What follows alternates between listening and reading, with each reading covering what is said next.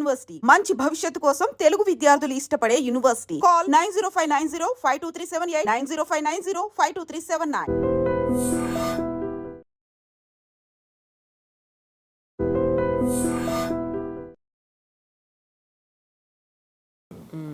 So Kranthi Kiran గారు, ఇప్పుడు ఆందోళన నియోజకవర్గానికి సంబంధించి చూస్తే అక్కడ ఉన్నటువంటి పాలిటిక్స్, ప్రజెంట్ మంత్రి దామోదర్ రాజనరసింహ ఎలా ఉందంటారు? అప్పుడు ఉన్నటువంటి మీరు చూసినటువంటి ఆందోళన, మీరు ఎమ్మెల్యేగా ఉన్నటువంటి ఆందోళన, ప్రజాపాలన వచ్చిన తర్వాత, ప్రభుత్వం మారిన తర్వాత. ఒకసారి మీ కెమెరామెన్ రిపోర్టర్ మీరు పంపిస్తే మీరే బయటలో మీరే వీడియోలు విని మీరే వింటే బాగుంటుంది మేము చెప్పే కంటే. ఎందుకంటే మేము చెప్తే ఏమనుకుంటారంటే ఇవన్నీ పాలిటిక్స్ కనుక మీరు చెప్పినారు మీరు అనుకుంటారు, కానీ అంటే ఏం లేదండి, అసలు పాలనే లేదు.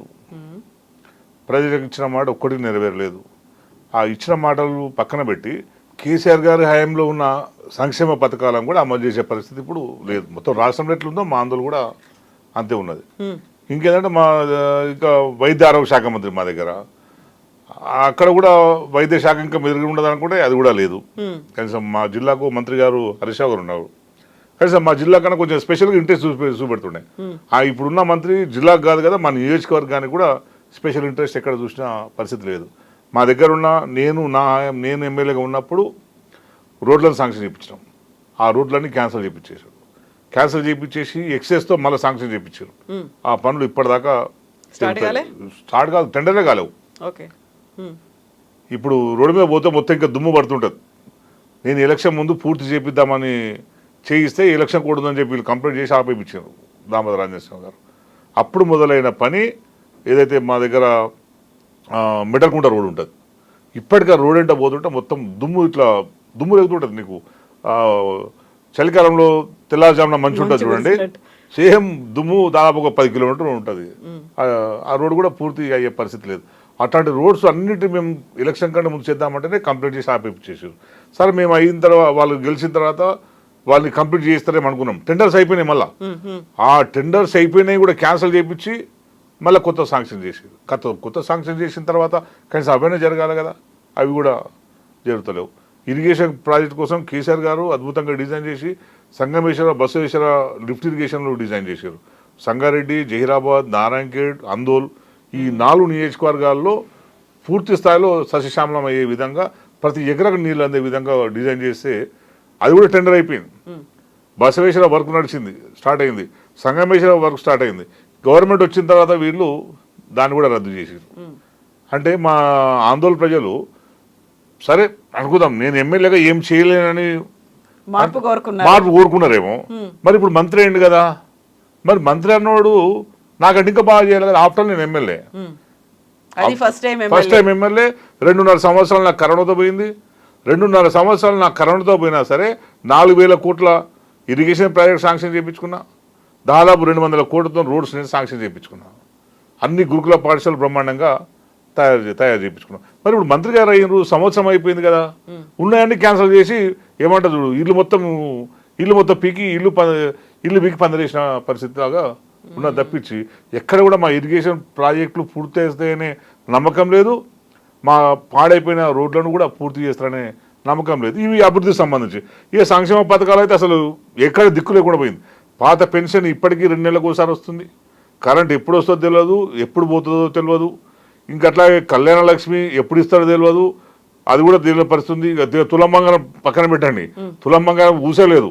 వచ్చిన కళ్యాణ లక్ష్మి చెక్కులే లేవు, సీఎం రిలీఫ్ ఫండ్ చెక్కులే లేవు, రేషన్ కార్డ్స్ లేవు, ఇల్లు లేవు, దళిత బంధు, గిరిజన బంధు, మైనారిటీ బంధు, ఏ సంక్షేమ కార్యక్రమం లేనలేదు కదా. మేము కనీసం దళిత బంధు మా నియోజకవర్గంలో 100 మందికి ఇచ్చినాము. మరి నువ్వు మంత్రివి కదా, దళిత మంత్రివి, వరీకరణ జరగాల్సిందే అని చెప్పి నువ్వు పట్టుబట్టి నువ్వు కూడా గొడవ మా కమ్యూనిటీ పట్ల నాకు ఇంత కన్సర్న్ ఉందని చెప్పినావు. కనీసం మరి నువ్వు దళిత బంధాన్ని తెప్పించాలి కదా నియోజకవర్గానికి, అది కూడా లేదు.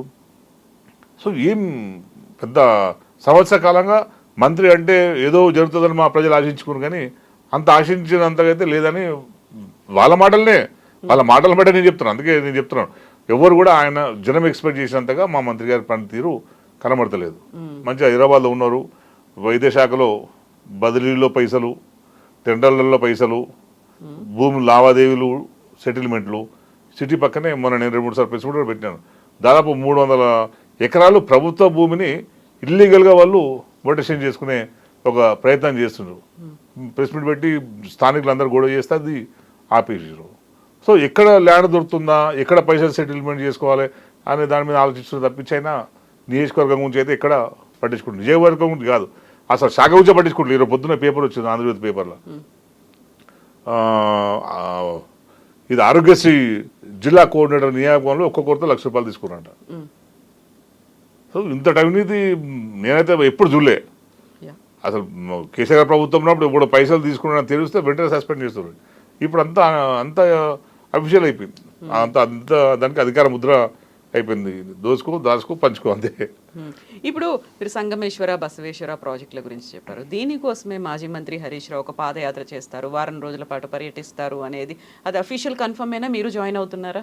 అందరం అంటే మొత్తం అందరం జాయిన్ అవుతారు తప్పకుండా. అంటే అది ఇంకా దాన్ని సంబంధించిన పూర్తి స్థాయిగా జరగలేదు. చేయాలని ఆలోచన అయితే ఉన్నది. హరీష్ రావు గారు అందరం కలిసి చేయాలని ఒక ఆలోచన అయితే ఉన్నది. దానికి పూర్తి రూపం అయితే ఇంకా రాలేదు. కానీ తప్పకుండా దాన్ని మేము సాధించుకోవాలి. ప్రభుత్వం ఎందుకు క్యాన్సిల్ చేసిందో సమాధానం చెప్పాలి.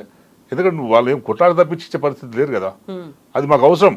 సింగూరు నీళ్లు మా దగ్గర ఉన్న తర్వాత సింగూరు నీళ్ళని మాకు వాడకుండా హైదరాబాద్ తీసుకొస్తారు, బయటకు తీసుకుపోతారు. మరి మాకేంది పరిస్థితి?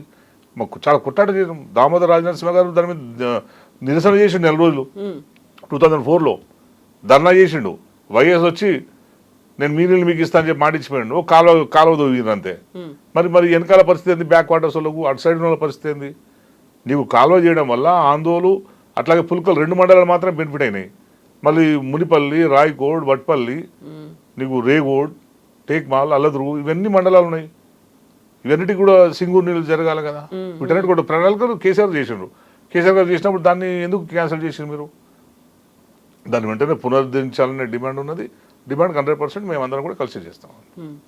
సో ఒక ప్లాన్ అనేది ఫిక్స్ అయిన తర్వాత మళ్ళీ సంగమేశ్వర బసవేశ్వర గతంలో ఉన్నటువంటి పాదయాత్రలు ఇవన్నీ కూడా మళ్ళీ రెజ్యూనేట్ అవుతాయి, మళ్ళీ రీస్టార్ట్ చేయబోతున్నారు. అయితే అంతే తప్పకుండా. ఇప్పుడు కాంగ్రెస్ గవర్నమెంట్లో కొట్టాడితే తప్పించేది అయ్యేటట్లేదు. వాళ్ళ ఓన్లీ అందరు మంత్రులు, ఎమ్మెల్యేలు అందరూ మంచిగా ప్రశాంతంగా హైదరాబాద్లో ఉన్నారు. ఏం చేయలేము, వాళ్ళతో పాలన అయితలేదు. రాష్ట్రంలో రాష్ట్రాన్ని ఎట్లా ఆర్థికంగా పరిపుష్టి చేయాలనే ఆలోచన వాళ్ళకి లేదు. పైసలు పుట్టే పరిస్థితి లేదు. సపరేట్గా ఉన్నారు. సో మనం మేమన్నా ఒత్తిడి తీసుకొచ్చి ప్రజల వైపు నిలబడాలి కదా. ప్రతిపక్షంగా మా డ్యూటీ ప్రజల వైపు ఉండాలి కనుక తప్పకుండా మేము కొట్టాడని తీస్తాం. ఎస్ క్రాంతి గారు, థ్యాంక్ యూ సో మచ్ అండి. మళ్ళీ మనం థ్యాంక్ యూ అండి. Thank you.